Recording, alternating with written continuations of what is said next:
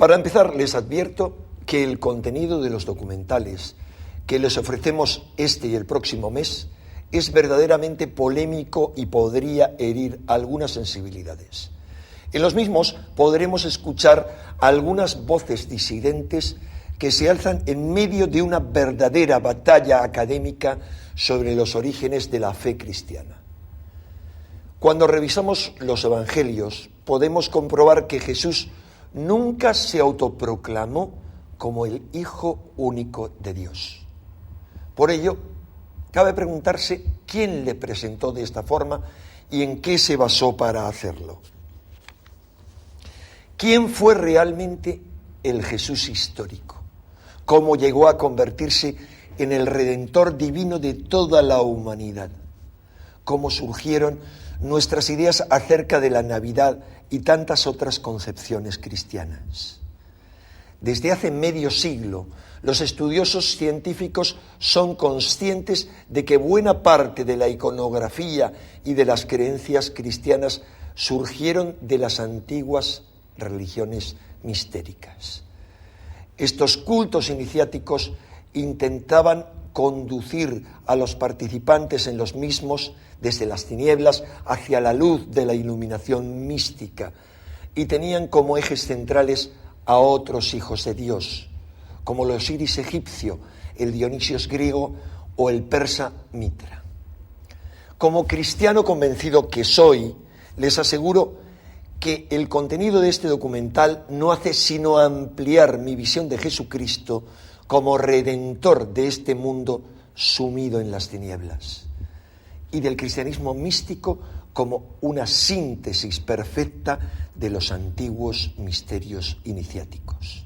Es la misma conclusión a la que llegan en su libro Los misterios de Jesús Timothy Frick y Peter Gandy, los dos principales entrevistados en estos documentales. En su opinión y en la mía, todos los argumentos expuestos en los mismos nos fuerzan a reconocer la unidad que subyace en el corazón de todas las tradiciones espirituales. Según ellos, aunque su tesis nos llevaría a reescribir la historia, no debilita para nada la fe cristiana.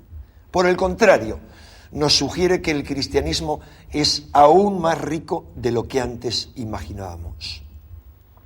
Citando las palabras textuales de estos dos autores que aparecen entrevistados en este documental, la historia de Jesús es un mito imperecedero que tiene la facultad de impartir la gnosis salvadora que puede transformarnos a cada uno de nosotros en un Cristo, en lugar de ser tan solo el relato de los acontecimientos que sucedieron a otra persona hace 2000 años. La esperanza de estos dos autores es que tanto su libro como estos documentales puedan contribuir a recuperar la verdadera herencia mística del cristianismo. También es esa mi esperanza. Mi única recomendación antes de ver este documental es que mantengan la mente crítica y el corazón abierto.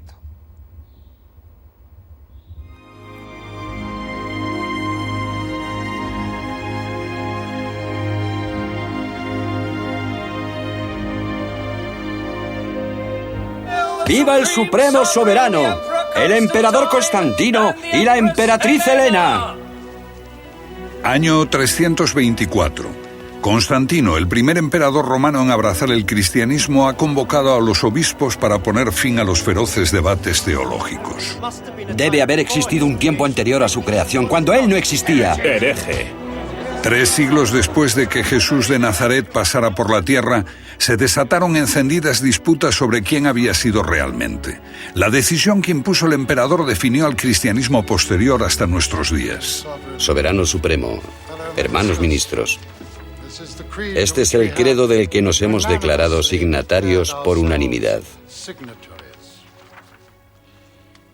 Creemos en un Dios, el Padre Todopoderoso, hacedor de todas las cosas visibles e invisibles, y en un Señor, Jesucristo, el Hijo de Dios, engendrado por el Padre, luz de luz, Dios verdadero de Dios verdadero, engendrado, no creado. Por decreto imperial, Jesús de Nazaret es declarado el único Hijo de Dios. Todas las otras opiniones quedan suprimidas. Los que discrepan son exterminados. Los manuscritos del Mar Muerto hablan de los hijos de Dios en plural. Son los perfectos, la gente que cumple escrupulosamente la ley. ¿Cómo se habría sentido el Jesús histórico de haber sabido que sería llamado el divino Hijo de Dios?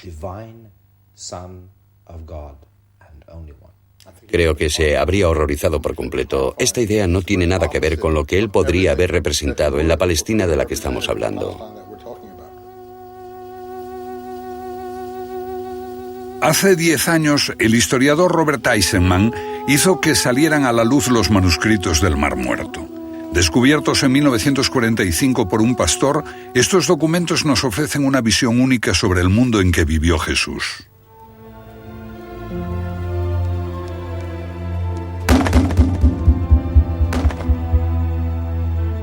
Israel construyó este santuario del libro para albergar los manuscritos. Pero Eisenman se encontró solo en su afirmación de que tratan sobre Jesús y que el hombre a quien hoy llamamos Hijo de Dios debió ser un agitador y un fanático.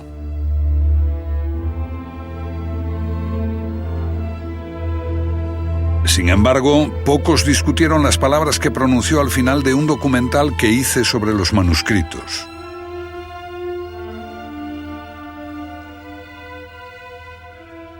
¿Quién fue Jesús en realidad?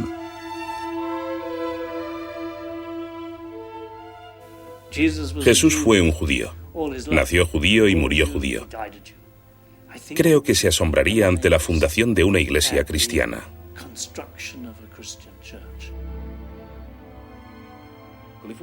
Si hoy descubriéramos estos textos sobre un tipo que nació de una virgen y que su padre era Dios, o que caminaba sobre las aguas y resucitó, diríamos, bueno, esto es claramente un mito. Pero como es la base de nuestra cultura y de nuestra educación, no lo vemos así. La mayoría de nosotros es incapaz de considerarlo un mito.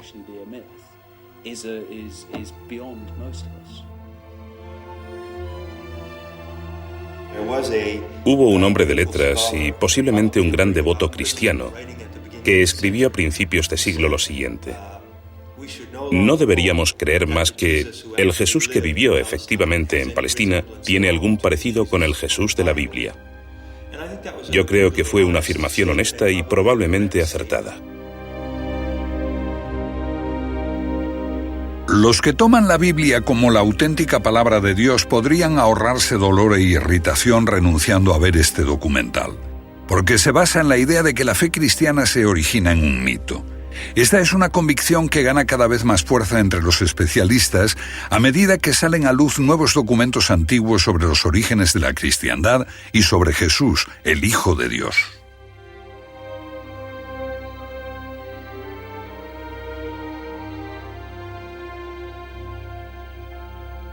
En los tiempos de Jesús hubo muchos hijos de Dios. Este término designaba a los judíos piadosos, a los que cumplían escrupulosamente la ley. Lo mismo ocurría entre los paganos. El Hijo de Dios era un término usado en los misterios. Igual que hoy empleamos el título de doctor en teología, entonces se podía tener el título de Hijo de Dios si se habían recibido unos conocimientos especiales sobre la divinidad. Esta era una metáfora asequible en todo el mundo romano. Expresaba una estrecha relación entre un ser humano y un Dios. Jesús no fue el único.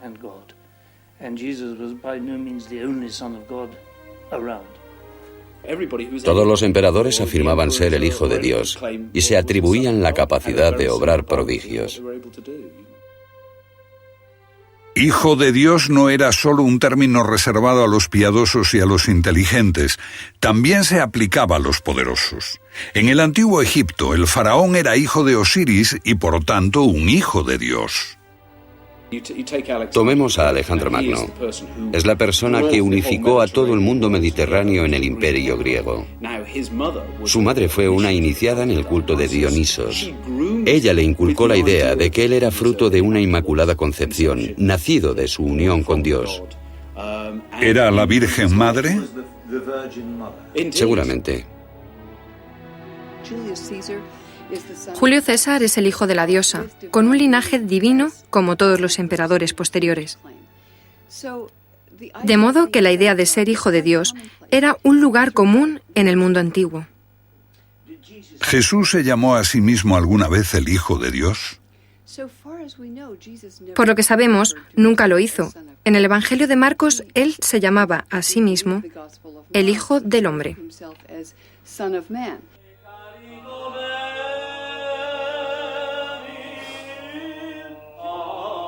Sin embargo, la afirmación de que era el único hijo engendrado por Dios constituye la piedra angular del credo cristiano.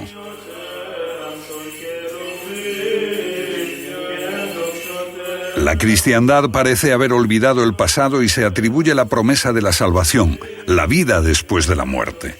Pero realmente la resurrección llegó a la humanidad como una nueva revelación a través de Jesucristo.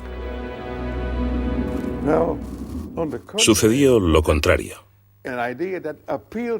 Esa idea debe mucho a los egipcios, que estuvieron siempre muy preocupados por la vida eterna de sus cuerpos. Las pirámides muestran que la religión de los antiguos egipcios creía en la vida después de la muerte.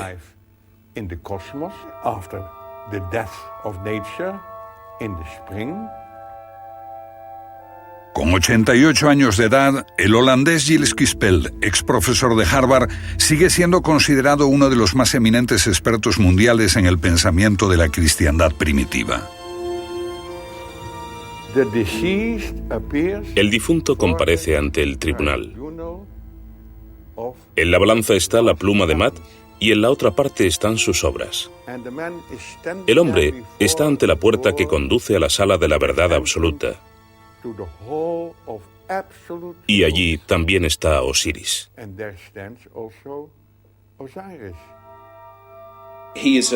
Este es un dios que viene a la tierra como hombre. Trae grandes enseñanzas, el culto a los dioses y la civilización. Y después las fuerzas del maligno le dan muerte. Pero resucita y asciende al paraíso, donde será el juez de las almas al final de los tiempos. Y las tumbas egipcias están llenas de representaciones sobre todos estos hechos.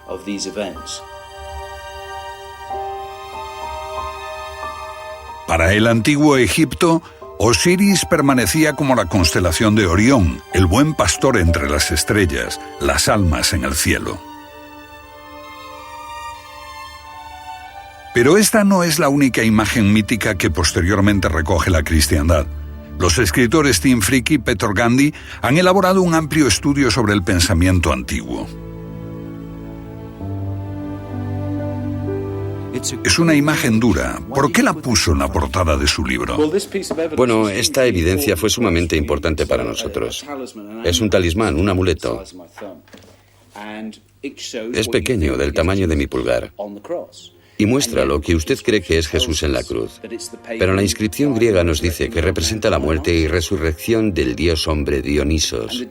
Y el descubrimiento de que este dios hombre pagano podía haber encontrado la muerte de la misma forma en que después se dijo que Jesús murió por nosotros. Era una evidencia concluyente de que la historia de Jesús fue tomada de la mitología pagana.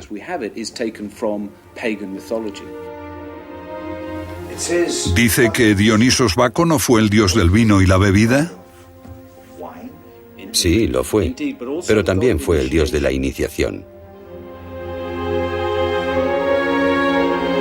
Originariamente no era nada más que una deidad menor del vino, pero Dioniso significa hijo de Dios y más tarde se transforma en un redentor. Un niño divino sentado en el regazo de su madre, muy similar a Jesús.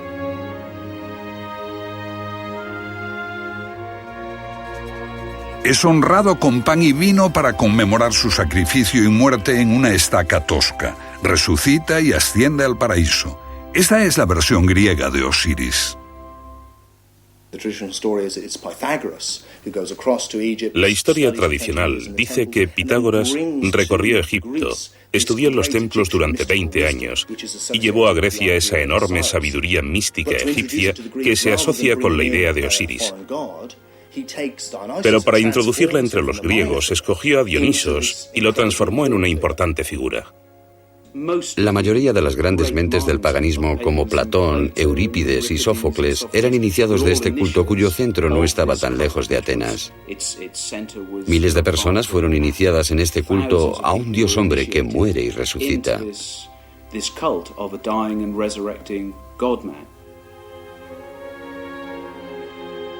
¿Podría la cristiandad ser deudora de una cultura tan antigua o de otras?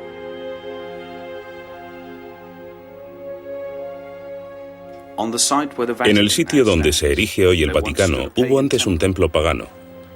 Los sacerdotes paganos celebraban ceremonias sagradas que los primeros cristianos encontraron inquietantes, por eso decidieron borrar de ellas toda evidencia. ¿Cómo eran esos terribles ritos? ¿Horrendos sacrificios, tal vez? ¿O quizás orgías obscenas? Eso es lo que nos han llevado a creer, pero la verdad es más extraña. Eso es lo que nos han llevado a creer, pero la verdad es más extraña. En este antiguo santuario pagano los feligreses glorificaban a un Redentor, Mitra, igual que Jesús. Este nació un 25 de diciembre de una virgen, era el Hijo de Dios, ascendió al cielo y prometió volver al final de los tiempos para juzgar a los vivos y a los muertos. Aquí los sacerdotes paganos celebraban una simbólica comida con pan y vino en honor de su Redentor, la sangre de Cristo, que dijo a sus seguidores: aquel que no beba de mi sangre no conocerá la salvación. Igual que Osiris en Egipto, Mitra, una deidad de origen persa, permaneció en el cielo como Orión frente a Tauro. Su culto se convirtió en el principal competidor del cristianismo en el mundo antiguo. Un famoso especialista dijo que si la cristiandad no hubiera triunfado, el mundo entero habría sido mitraísta. He aquí una deidad que es un salvador íntimo y es el Hijo de Dios y de una mortal. También es el Dios encarnado, que trae sabiduría y una nueva religión que desafía la vieja autoridad, como hacen siempre los místicos. Un Dios que hace milagros, transforma el agua en vino en una boda, muere en Pascua, resucita los 3 días y asciende al cielo. Tenemos bellas inscripciones que dicen: si compartes la sangre y el cuerpo del Dios hombre, tú también resucitarás. De modo que los motivos que asociamos con la historia de Jesús existían ya en la historia de Osiris Dionisos. ¿Cómo se explican esas similitudes los primeros escritores cristianos? Bueno, hay 2 enfoques. Los primeros literalistas cristianos lo explican como una imitación diabólica, un plagio por anticipado. Es la idea según la cual, de alguna manera, el diablo adoptó estas ideas porque sabía lo que iba a suceder y elaboró los mitos para confundir las mentes de la gente, para que cuando estos hechos ocurrieran con Jesús nadie los creyera. Eso es lo que dicen los literalistas cristianos, pero esos cristianos no los encontramos hasta el siglo II.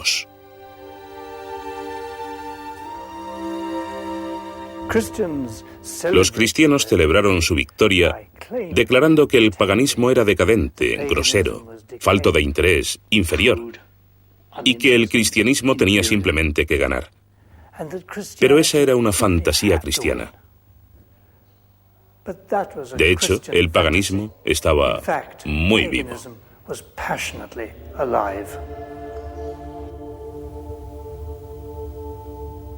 ¿Qué significa pagano? Fue acuñado por los cristianos como un término insultante. Significa habitante del campo. Esto sugiere que esa gente que había construido pirámides, que nos dejó las obras de Eurípides, Sófocles y Platón, eran gente de campo primitiva y supersticiosa. ¿Qué transformó su opinión sobre el paganismo? Creo que fue estudiar la espiritualidad pagana y descubrir una rica filosofía espiritual. Es allí donde tiene sus raíces lo mejor de lo que consideramos cultura occidental. Esa forma de espiritualidad no fue para nada la primitiva adoración de un ídolo. Era increíblemente refinada. Catacumbas. Las imágenes parecen del cristianismo primitivo. Pero este buen pastor es el Dios redentor Atis. El mensaje cristiano parece revolucionario. Amar a tus enemigos. Está alejado de las enseñanzas judías del ojo por ojo y diente por diente.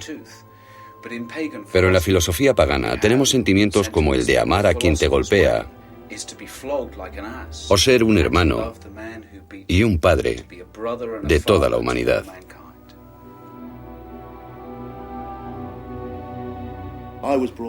Yo fui criado, como creo que la mayoría de la gente en nuestra cultura lo ha sido, para tener al monoteísmo en un lado y el politeísmo en otro, considerando el monoteísmo como algo superior. Cambié de opinión, porque lo que uno encuentra en el politeísmo pagano es que tiene como centro la idea de unidad. Hay un Dios único o una unidad que está incluso más allá de la idea de Dios. Se trata del Ser Supremo que puede manifestarse con múltiples rostros, y la razón de que esta unidad impersonal necesite tantas caras es porque ninguna es inadecuada a la gloria de esta unidad.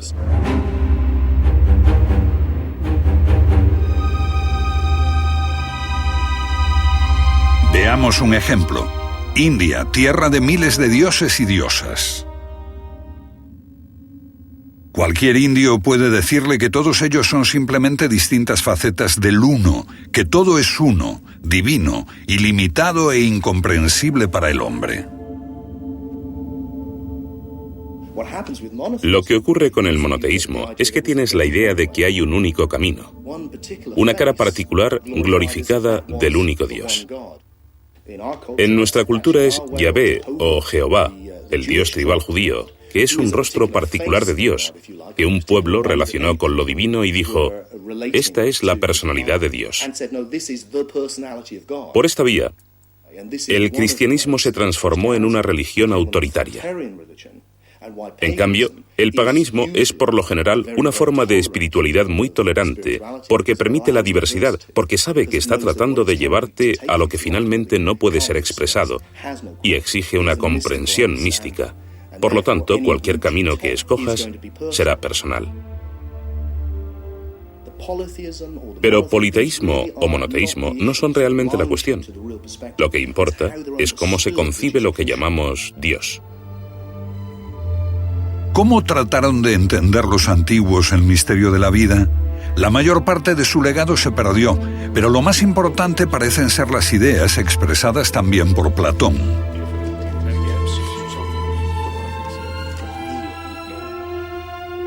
El hombre, dijo Platón, es como alguien en una caverna atado, incapaz de ver algo más que lo que está delante de sus ojos, vagas sombras en la pared.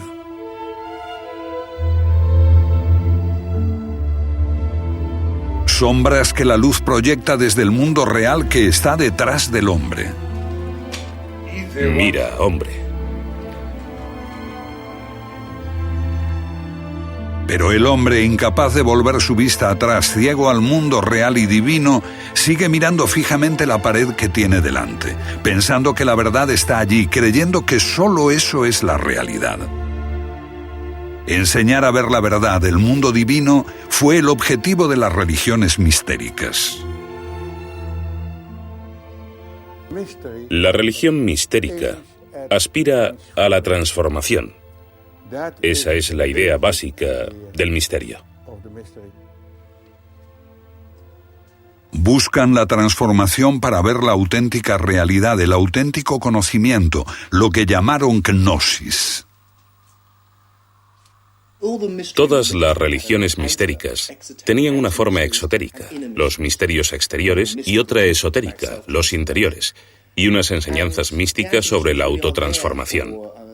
Los misterios exteriores se dirigen a las masas. Están disponibles para todos. Pero otros veían una realidad mística más profunda bajo la superficie del relato sagrado. Para ellos este relato era una alegoría que no solo hablaba de Dios, sino también sobre ellos mismos en lo profundo. Un mensaje que les enseñaba a comprender el misterio de la vida y a enfrentar la realidad de la muerte. Y entonces, lo que hallamos es un espectro entre dos extremos, los que llamamos literalistas por una parte y los agnósticos o místicos por otra. Pero los agnósticos, filósofos paganos, están atacando a sus propios literalistas o fundamentalistas, quienes creen que adorar un ídolo les ayudará.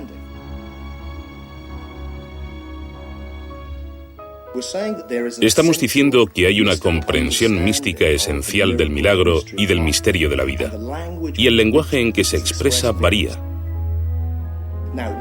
Ahora bien, uno de los caminos por los que esto se expresa es mediante la alegoría. Y la clave para entender el cristianismo es el mito del Hijo de Dios.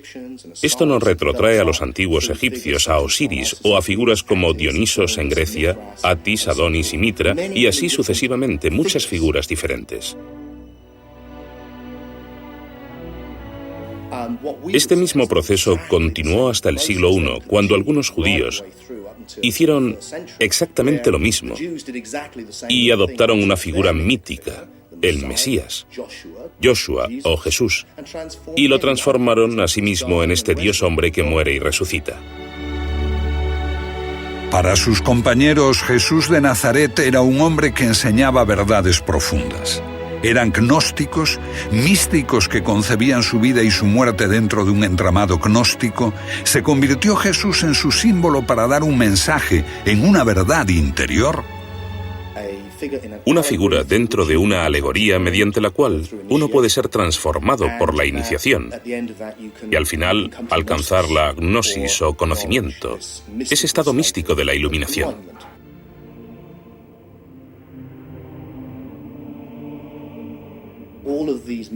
Todas esas ideas míticas eran moneda corriente en el mundo antiguo.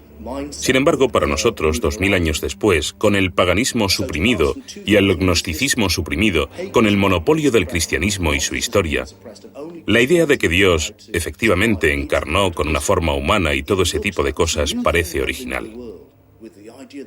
Para el literalista cristiano, se trata de una flamante revelación absolutamente única. Pero al volver al mundo antiguo y situar este mito en su contexto, la perspectiva cambia radicalmente.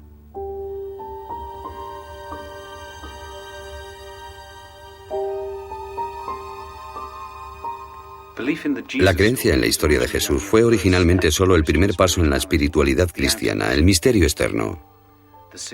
Su significado tenía que ser explicado por un maestro iluminado cuando los alumnos alcanzaban la madurez espiritual.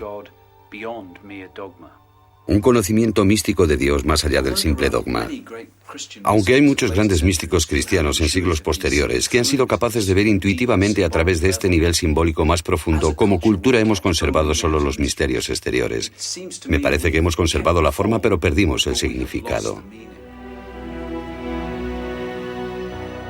300 años después de la muerte de Jesús, el emperador Constantino convocó a la Iglesia para dar forma al credo cristiano. El dogma convirtió a Jesús en el Hijo de Dios. Fue la conclusión de un proceso en el que la forma usurpó al significado. ¿Qué sucedió con el Jesús real? El rostro que surgirá de esta reconstrucción será muy similar al tipo de rostro que tuvo este hombre en vida. Cada vez estamos alterando más su imagen. ¿Cómo sería su aspecto físico? Recientemente la televisión hizo una reconstrucción que lo presentaba como un hombre corriente en Israel de hace 2000 años. ¿Pero qué sabemos realmente de Jesús por la historia? Parece bastante cierto que existió un líder sectario judío llamado Jesús y que fue crucificado por los romanos con la participación de los judíos, del sumo sacerdote y de sus seguidores. Pero esto es todo lo que sabemos con seguridad. El único contemporáneo que escribió sobre Jesús fue el historiador Josefo, pero solo unas pocas palabras, que incluso podrían haber sido insertadas posteriormente. La Biblia describe a Jesús de forma más detallada, pero los evangelios parecen contradecirse. Tomemos el momento crucial en que sus seguidores oyen que su Señor ha resucitado. Marcos dice que un hombre de blanco se lo anuncia a 3 mujeres. Lucas sostiene que 3 hombres y 3 mujeres se encuentran con 2 ángeles. En Mateo, 2 mujeres ven un ángel. Y en Juan, María Magdalena ve a 2 ángeles.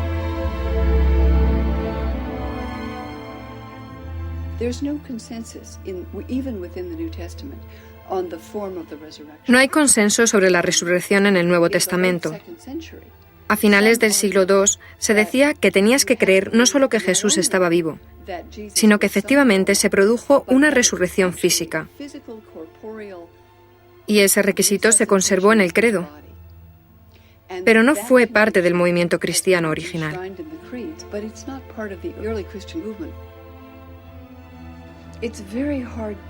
Es muy difícil hablar del Jesús histórico. Pero los evangelios se escribieron con ese propósito, por supuesto. Sin embargo, no son obras históricas. Se escribieron en forma de biografía, pero su intención no es hablarnos del Jesús histórico, sino de su convicción de que este hombre era el Mesías de Dios. Por lo tanto, son obras de propaganda religiosa, no históricas. Los evangelios son libros de creencias construidos para parecer historia. Aquí contamos una historia real. Pero es altamente improbable que los evangelios sean registros contemporáneos. Los evangelios fueron escritos por hombres educados en las ciudades del Mediterráneo oriental y en Grecia. No por los pescadores, que aparecen en los evangelios como los primeros seguidores de Jesús. Y se escribieron décadas después de Cristo, cuando el recuerdo de su vida estaba desvaneciéndose. Eran tiempos dramáticos. Los judíos se rebelaron e Israel fue destruida por Roma, que aniquiló a todos los que podían haber conocido a Jesús. Marcos, Lucas, Mateo escribieron sus evangelios casi 2 generaciones después de Jesús. El cuarto, el Evangelio de Juan, apareció casi 3 generaciones después, pero no eran los únicos evangelios. Sabemos que hubo muchos evangelios entre los seguidores de Jesús y otros escritos, cartas, epístolas, poemas, himnos, etc. Ahora miramos el cristianismo y lo vemos muy diferente. Todo, desde los baptistas, los ortodoxos rusos, los calvinistas, los católicos romanos, una gran variedad. Pero cuando nos remontamos al siglo I, la variedad era mayor. No había un canon fijo de las escrituras del Nuevo Testamento, ni un credo al que pudieran acceder los cristianos de todo el mundo, ni existía una estructura específica. Lo que me fascina es que los grupos que se llamaban cristianos entonces eran mucho más diversos entre sí de lo que lo son hoy.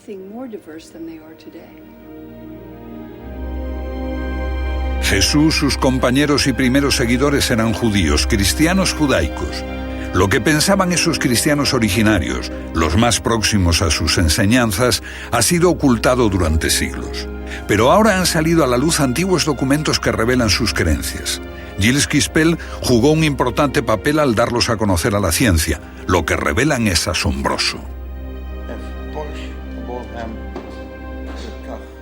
Los cristianos judaicos silenciaron el valor de salvación del sacrificio de Cristo.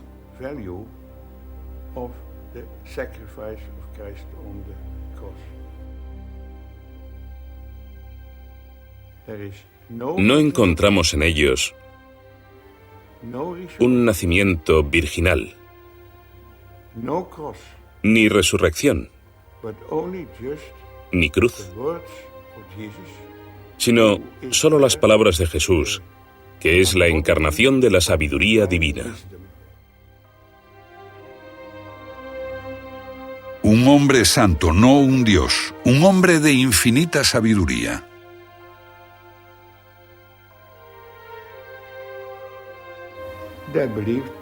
Creían que Jesús era un instructor iluminado y un iluminador.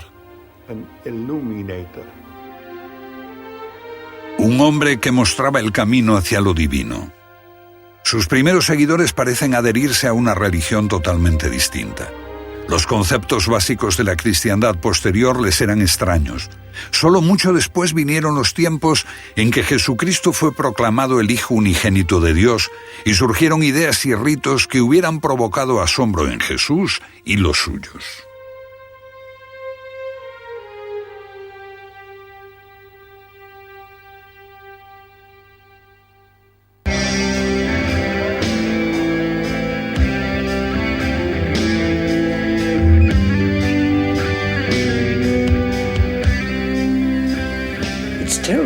Es sumamente interesante ver que para los cristianos la Navidad es hoy una festividad central, la más importante del año.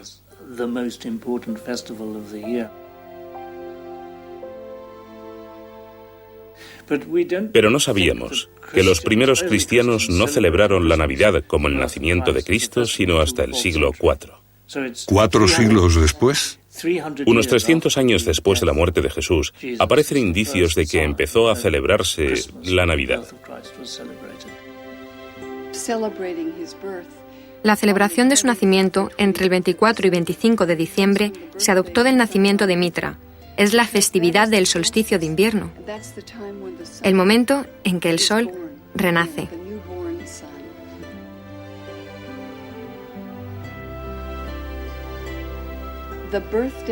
El nacimiento del dios Sol Invictus, celebrado por los romanos, fue adoptado por los cristianos como el nacimiento de Jesús.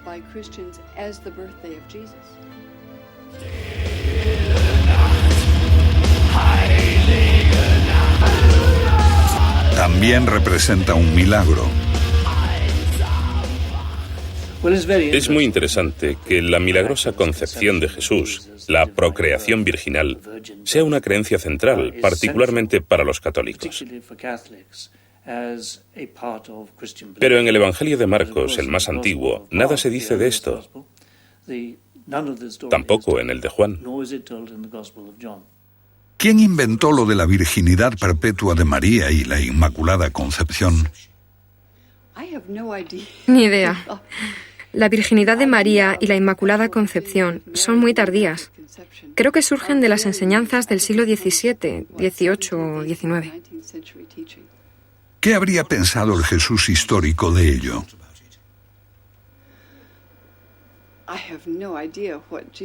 No sé lo que habría pensado de la virginidad de María. Está muy fuera de lugar en el mundo de la vida rural judía.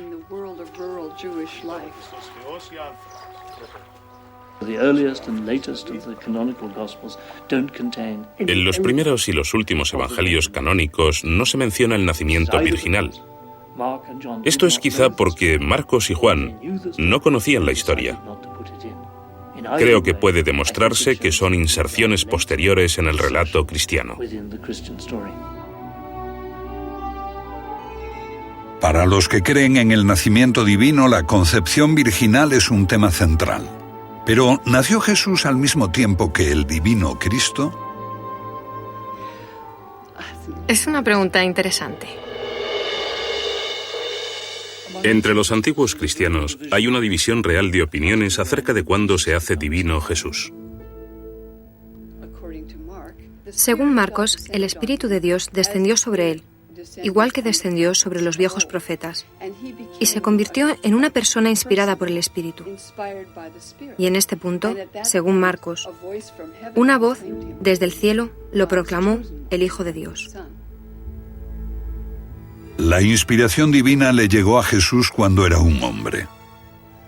Para muchos cristianos que creen en el nacimiento divino, debe resultar sorprendente que Jesús tuviese hermanos. El Evangelio de Marcos dice que tenía hermanos y hermanas, que eran muy conocidos en su pueblo. Creo que a los cristianos posteriores les perturbó esto y se interpretó como que eran hijos de un matrimonio anterior de José. No obstante, el Evangelio de Marcos no sugiere nada así. Jerusalén. Esta catedral armenia se construyó sobre los restos de uno de los hermanos de Jesús, Jaime, aunque la Iglesia prefiere llamarlo Santiago.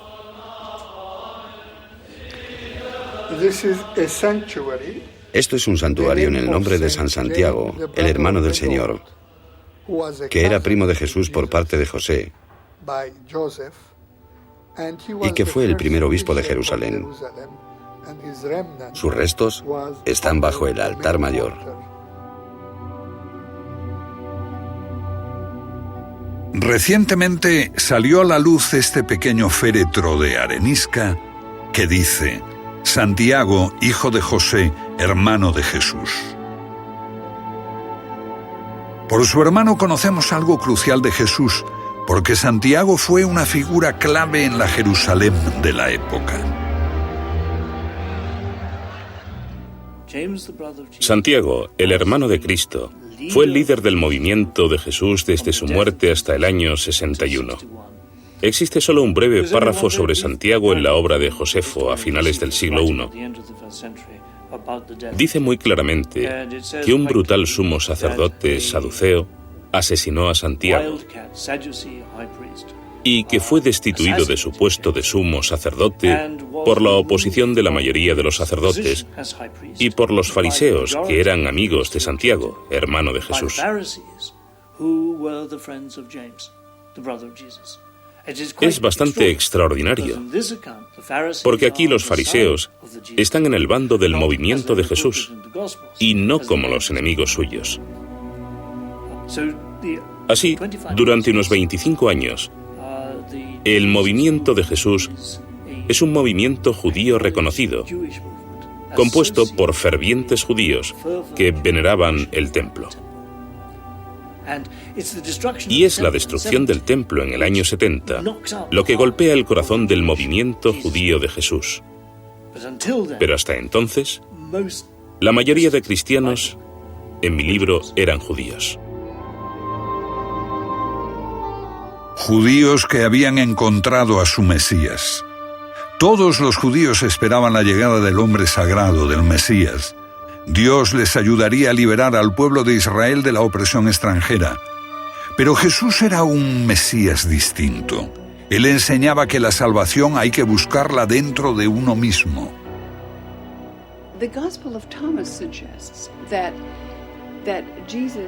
El Evangelio de Tomás sugiere que Jesús es el iluminado. Como Buda es el iluminado, no diferente a los demás, pero uno que ha comprendido el más profundo potencial espiritual de la naturaleza humana.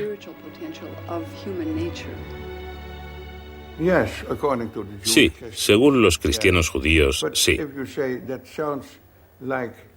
Pero si dice usted que se parece a la iluminación de Buda, yo diría que lleva razón. Personalmente diría que para mí, como cristiano, Jesús es la luz del mundo, pero el concepto de un hombre iluminado es el mismo. Un hombre de profunda sabiduría, un iluminado, pero un hombre, no un Dios. ¿Cuándo fue declarado único Hijo de Dios? Esto se asumió como dogma cuando se formalizó el credo con Constantino, 300 años después. Creemos en un Señor Jesucristo, Hijo de Dios, engendrado por el Padre, Dios de Dios, luz de luz, Dios verdadero del Dios verdadero, engendrado, no creado.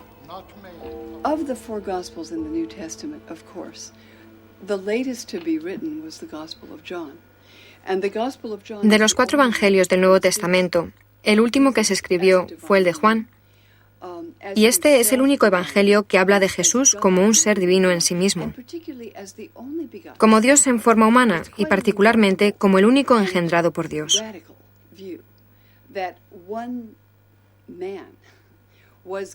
Es una visión bastante radical sostener que un hombre era Dios encarnado. Y es alarmante que ese insólito evangelio, del cual no encuentro menciones entre los cristianos ortodoxos antes del año 160, más o menos se transformase en la lente a través de la cual los cristianos leen más tarde todos los evangelios.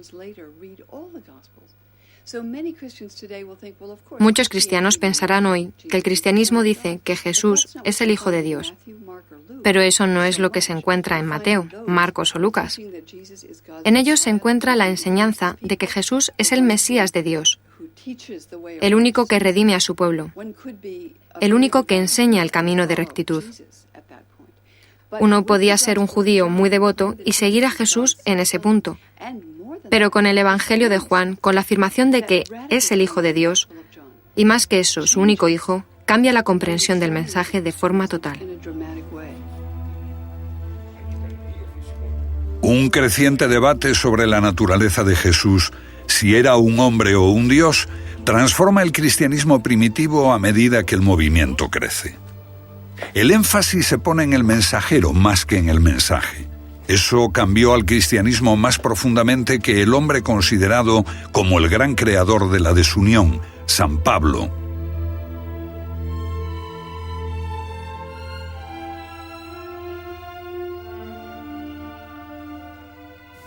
En retrospectiva, Pablo es el héroe que refundó la Iglesia cristiana. Pero Pablo siempre intentó llevar creyentes a la sinagoga. También estaba dispuesto a reclutar gentiles. La ruptura radical que supuso Pablo fue permitir a los no judíos comer con judíos y no seguir las leyes kosher. Eso fue una ruptura radical. Ser integrador. Permitir a todos creer en Jesús fue un paso fantástico. Pablo es un personaje completamente malinterpretado en la historia. En tiempos de Pablo no había una separación entre gnosticismo y literalismo, porque no había literalismo en su tiempo. Pablo vive antes de que surja la historia literal. La cristología de Pablo es única y espiritual. Su obra es anterior a los evangelios y consiste en transformar un mito en un hecho histórico. Los escritos de Pablo son, por supuesto, los más antiguos que conocemos. Y Pablo no conoció a Jesús, nunca le vio. Dice que recibió sus enseñanzas por una revelación donde un ser de luz se le apareció, y él quedó convencido de que era Jesús. ¿Pero habla de Jesús? No habla de Jesús y dice que si conociéramos al Jesús de naturaleza humana, eso no importaría. Lo que importaría es el Cristo resucitado. ¿Pablo dice que Cristo le fue revelado? En mí, no para mí. ¿Qué quiere decir? Esto es fascinante. Cuando habla de su visión de luz, no ve al Jesús que le era familiar por el relato de los evangelios, alguien que tenía una madre y un padre. Eso no es importante para Pablo. Lo que se encuentra es un ser de luz, igual que los paganos encontraban a sus dioses como seres de luz. Y cuando habla del gran secreto que le fue revelado, no es que Jesús vino, predicó e hizo milagros. Lo que dice él es: este es el gran secreto, Cristo en ti. Y cuando dice que Cristo es revelado, no le fue revelado a él, sino revelado en él. Esto es lo que hace al cristianismo de Pablo tan agnóstico y poco literal. ¿Por qué? Porque el enfoque literalista es que Jesús está fuera de ti y que Dios está fuera de ti, fuera del universo. Mientras que el enfoque agnóstico, el enfoque pagano antiguo de los misterios, es que todo es uno. En pocas palabras, todo es uno. Y así Cristo está en ti o tú estás en Cristo. Puedes decirlo como quieras, pero no puedes separarlo. Y eso es lo que hacen los literalistas de la Iglesia. La singular obra de Pablo se hace más obvia a través del sensacional descubrimiento de unos evangelios desconocidos que se ocultaron cuando la Iglesia cristiana en ascenso perseguía a sus disidentes. Los evangelios gnósticos, descubiertos hace 50 años en Nag Hammadi, Egipto. Mal entendidos, maltratados al principio, caídos en manos de traficantes, pero ahora los científicos reconocen su valor. Los libros de Nag Hammadi son más importantes que los manuscritos del Mar Muerto, porque presentan un nuevo enfoque de la historia cristiana, de Jesús y de Dios.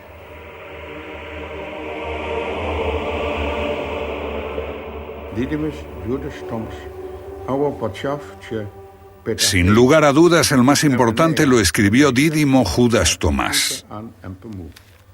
¿Quién fue Dídimo Tomás?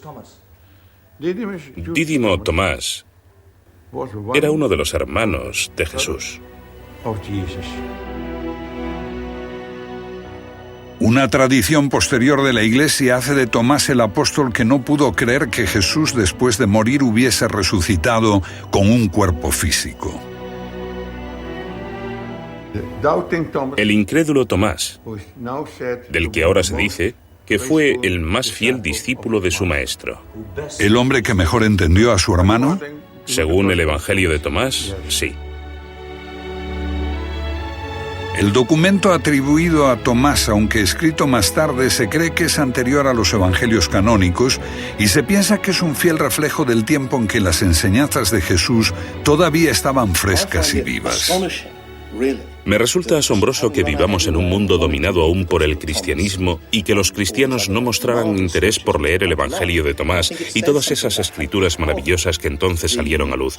Y creo que dice algo de lo poderosa que es la Iglesia, el hecho de que aún hoy no se aceptan y siguen viéndose como heréticas y peligrosas, y por supuesto lo son, desde la perspectiva de los literalistas de la Iglesia, porque ponen en cuestión su interpretación.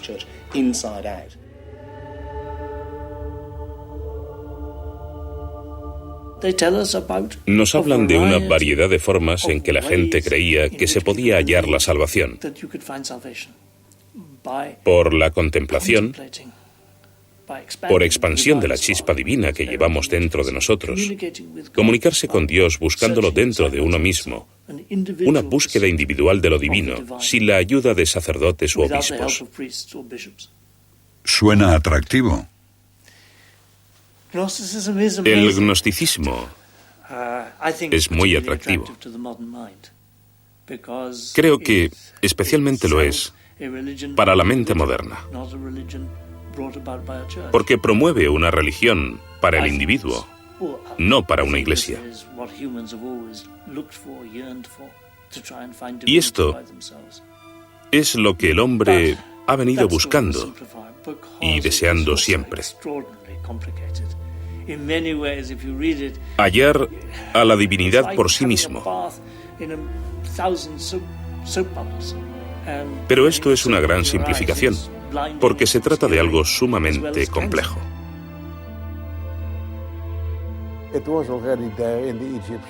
Ya en la religión egipcia se decía en el año 3000 a.C. que el hombre después de la muerte se transformaba en Osiris, se integraba en el Dios.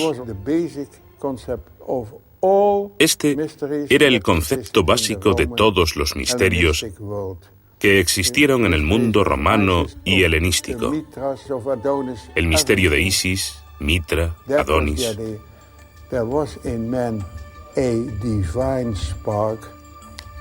La idea era esta. Hay en el hombre una chispa divina, de la que es inconsciente y hay que despertarla mediante una iniciación que conduce a la transformación. ¿Cómo se perdió esa idea? Bueno, es muy simple. Los católicos tenían un bulldozer y los rabinos tenían un bulldozer también. Y esto resume en pocas palabras toda la historia del cristianismo y del judaísmo. Sabes, si quieres construir una iglesia, debes afirmar que la salvación solo es posible por, con, desde y a través de la iglesia o del representante de Dios en la tierra, que es el Papa, y que este es el único camino. Mientras que los gnósticos afirman que te concierne a ti, que puedes hacerlo ahora, aquí, y no necesitas al obispo ni a nadie. Si quieres saber qué es en verdad el cristianismo y qué es el paganismo, descubrirás que es un viaje de autoconocimiento. Y lo que están buscando es la parte de uno que no puede morir. No es que se te vaya a dar algo que no tienes, es descubrir que ya eres inmortal. Porque tu esencia no es el cuerpo. Nos confundimos a nosotros mismos con estos cuerpos individuales con todos los problemas que conllevan. Y toda la historia es que necesitamos morir para la identidad del cuerpo, que es el centro de la cuestión, y que necesitamos resucitar a nuestra auténtica identidad, que es el Hijo de Dios, el Cristo, el Osiris Dionisios. ¿En qué sentido somos todos hijos de Dios? Somos todos hijos de Dios y nos damos cuenta de nuestra auténtica identidad. Entonces, en ese sentido, el mito total, el relato de la crucifixión y la resurrección, ¿es un modelo para todos y cada uno de nosotros? Un modelo, sí, exactamente. Un modelo que consigues encarnar mediante la iniciación. Para los gnósticos, su búsqueda de la totalidad era una continuación de la búsqueda pagana. Conócete a ti mismo, decía el oráculo de Delfos. Esa fue la búsqueda de Platón, de Sócrates, y los gnósticos continuaron la búsqueda. Y era difícil. Había que pasar por la experiencia. No había forma de evitarlo. Pero una vez que has entrado en una iglesia, solo tienes que creer en Jesús e irás al cielo. Para los gnósticos, debes convertirte en el Cristo mismo, con los sufrimientos y el esfuerzo que también eso implica. Una religión del todo distinta. Quiero decir, al estudiar el gnosticismo, uno entiende por qué triunfó el cristianismo. Era algo inevitable.